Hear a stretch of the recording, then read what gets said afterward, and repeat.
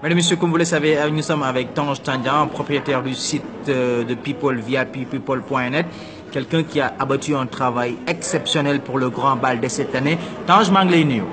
Grand Thierno nuyu naa la ziar naa la. Mais content trop ci dajeeg yow Paris bu ba léegi nga nekk Paris, tu as fait pas mal de pays pour le Grand Bal pour promouvoir cet événement exceptionnel de Youssou Ndour.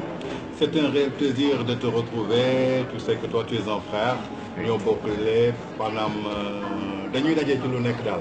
maanaam ku ne Tange xam na que je suis l'administrateur général du site VIPpeople.net, ex-PDG de la société TJK Communication, qui est une société d'événementiel de promouvoir des événements culturels mondiaux. Donc avec le Bercy de Youssou Ndour, je crois que c'est pas la première fois. En 2013, je crois que j'étais là avec toi aussi, à Bruxelles, pendant une semaine de répétition et de préparation. Et avec ce succès, Youssou Ndour a dit qu'on ne change pas une équipe qui gagne. Pour l'année 2017 aussi, il m'a choisi avec son fils Birandou pour me confier une grande partie dans la communication, dans les réseaux sociaux. Raison pour laquelle depuis presque 4 semaines, je suis en train de parcourir l'Europe. J'étais à Stockholm en Suède, puis j'étais en Norvège, puis j'étais au Danemark, j'étais à Londres, j'étais en Italie. Donc là, je suis à Paris, toujours dans le cadre de la promotion de l'événement, qui est devenu un événement multidimensionnel, qui est devenu un événement à une envergure majeure.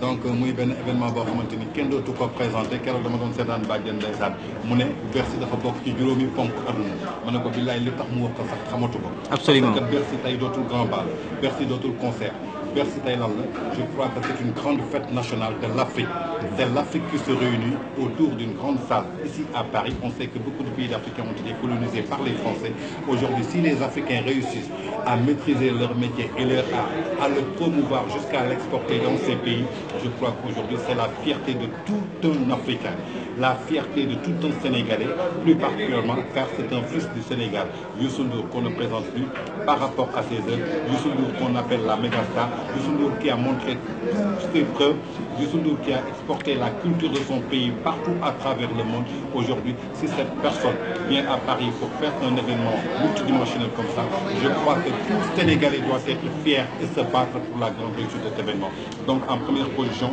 la partition de Tange en tant que Sénégalais, je vois que c'est l'événement du Sénégal et je me suis battu corps et âme pour la grande réussite de cet événement.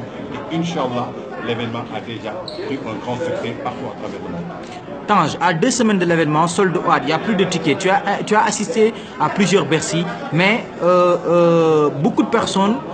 disent que cette année, le Grand Bal a une touche spéciale. Est-ce que vous pouvez m'expliquer la touche spéciale, Bob? waaw xam nga tey wax naa ko benn jour ma ne ko c'est du jamais vu dans l'histoire de la culture africaine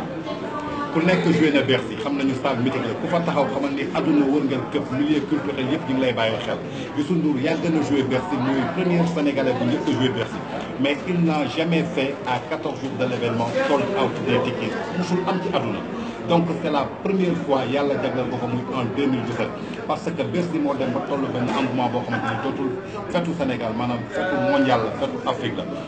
pourtant waxoon naa leen ko ne woon naa leen gaañ yi Bercy bi bokkul ak yeneen Bercy mais à 14 jours de l'événement il y avait plus de tickets peut-être dañ doon toog à 72 heures ou bien à 48 heures de l'événement ñuy soog a dina ci biir mais fii à 48 heures de l'événement il y avait plus de tickets parce que événement bi moo toll foofu Youssou Ndour moo liggéey loolu Youssou Ndour c'est l'homme qu'on ne présente plus en plus xam nañu Bercy 2013 dafa jógee mu toogaat 4 ans pour ñëw organiser waat benn événement bu mel noonu donc lay jëlaat beneen dimension beneen ampleur lay jël mais comme on a l'habitude de le dire ñun suñu mbokk sénégalais dañu xam dernière minute parce que soo xoolee depuis plus de 6 mois les billets étaient en vente en ligne mais ñu bëri sàggane ko woon ba dernière minute loolu moo leen ko yóbbee pour la prochaine fois suñu leen nee tey événement Sénégal am na événement africain am na teelal jënd sa billet nga denc événement bi sold out la ndax ouverture des postes sera à 16h45 te ku sàggan soo fa ñëwee à partir de 18h di nga bëgg dugg ci salle bi doo dugg ci salle bi ndaxte Youssou Ndour va faire 4 heures de spectacle 4 heures de fête nationale donc muy loo xamante ni dafa ànd ak ay artistes surprise yoo xamante ni bi yoon dañu bokk ci Bercy bi mënoon na ko yemale ci boppam mais day ubbi dafa xool ay rakkam ñoo xamante ni peut-être amooguñu yoon pour ñu xam ne ñii dem leen di xalal yoon dem leen di tàllal sama loxo donc di ngeen gis surprise yu bëri à travers le Sénégal à travers Mali à travers Côte d'Ivoire à travers Nigeria à travers le Centrafrique à travers Gabon à travers les États-Unis même car la mégastar internationale Akon sera de la partie demain. Donc, méthodologiquement, l'organisation qui se fait autour de ce grand bal, parce que les artistes aussi doivent vraiment regarder la méthodologie de Youssou Ndour pour pouvoir organiser des événements de ces dimensions aussi sur l'international. Bon, d'abord, ce que je veux dire, c'est que tout le professionnalisme. Professionnalisme, manam moy réussite. Professionnalisme moy succès. Képp ku foog ne amateurisme mën na la yóbbu ci succès yaa ngi nax sa bopp. Maanaam di nga am coow di nga am bruit di nga am xumbaay mais ab genre manque la rek boo xamante ni dañ koy ëff mais dafay teeraat mais Youssou Ndour professionnalisme la teg. soo xoolee le Bercy a été annoncé depuis plus de 1 an mais ku ci nekk liggéey bi nga war a liggéey dénk nañ la ko yaa ngi koy liggéey avec professionnalisme. tey su dee les agences publishing yoo xamante ni ñoo nekk au niveau de l'Europe def nañu seen liggéey su dee au niveau du Sénégal ñëpp ñoo xamante ni ñoo war yor communication bi ci télé bi ci rajo bi def nañu seen liggéey ñi war seen liggéey ci wàllu réseaux sociaux yi lu mel ni Facebook lu mel ni WhatsApp lu mel ni Snap ñu ngi koy def Tange bi mu waree jël les sites internet war a génn programmé nañ ko dem na ko def ji dans la tranquillité avec dans la discipline avec un grand succès donc lépp dama jàpp ne que Youssou Ndour dafa tënk ay bagages ci wàllu professionnalisme donc mu lancé benn appel boo xamante ni ay rakkam lañu ñu ngi topp ci ginnaawam di naan Youssou Ndour sama idole la moom laay xool fu mu teg tànkam ma teg fa sama tànk du caagin kese ci côté way de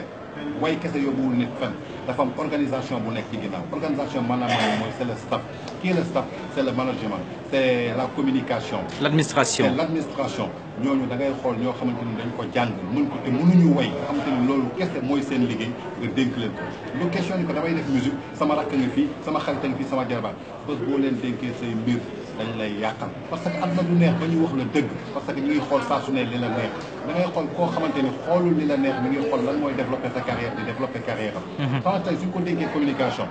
du naan du ma ko def ba mu baax ndaxte Youssou Ndour laa koy defal mais sama bopp laay njëkk a xool man laa koy defal ndaxte quand je réussis l'événement de Youssou Ndour il y a d'autres personnes qui vont me contacter pour faire leurs événements et c'est Tange qui y gagne et j'en ai vu la preuve bi ma defee communication Youssou Ndour j'ai vu des artistes centrafricains qui m'ont contacté via mon site www.vipculture.net pour bëgg a liggéey ak man j'ai vu des artistes français qui ont envie même de me confier leur communication ba kenn sax laaj na ma ndax da nga def management dama la bëgg a dénk sama management ma ne ko non defuma management dama liggéey ba nga yem ci wàllu communication donc pour man lépp lu koy firndeel maanaam mooy c'est le professionnalisme qui fait vaincre. Donc Tange, je vous remercie. Merci beaucoup Thierre. xam nga yow maag yow mbégte lay doon ñuy daje tout le temps et on se donne rendez-vous demain au Palais Omnisport de Bercy, Accor Hôtel Arena pour le grand bal avec la méga star Youssou Ndour. Merci beaucoup Thierre, c'est un grand plaisir de vous rencontrer comme on a l'habitude de le faire, de se sympathiser et nous vous donnons rendez-vous demain à partir de 16h pour la grande fête nationale de l'Afrique au Palais Omnisport, Accor Hôtel Arena, Bercy avec la méga star, notre fierté nationale Youssou Ndour. Merci beaucoup Tange.